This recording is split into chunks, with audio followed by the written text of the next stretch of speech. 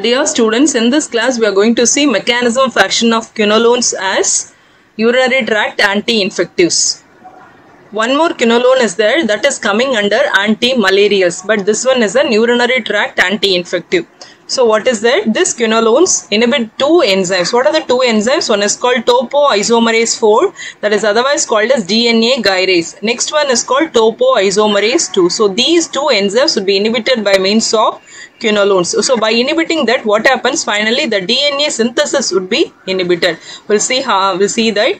So this topoisomerase 4, that is responsible for the relaxation of positively supercoiled DNA, and that is required for normal transcription and replication, and that is responsible for DNA synthesis. So for DNA synthesis, this enzyme would be very, very important. What is that?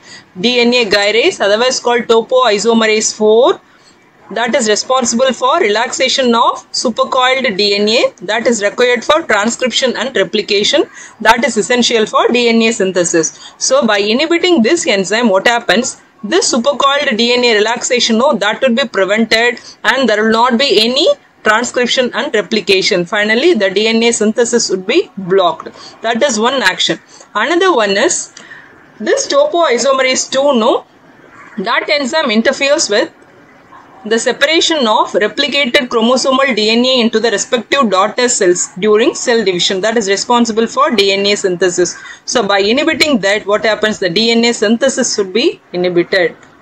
So that is the mechanism of action of quinolones. So what is that? It is preventing the DNA synthesis by inhibiting these two enzymes, topoisomerase 2 and topoisomerase 4.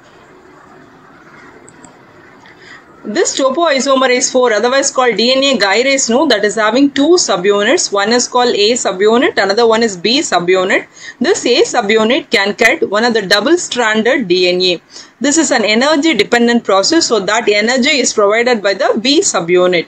Here, this would be the general action. Now, quinolones we are taking means that will inhibit this A subunit, and finally inhibiting the DNA synthesis.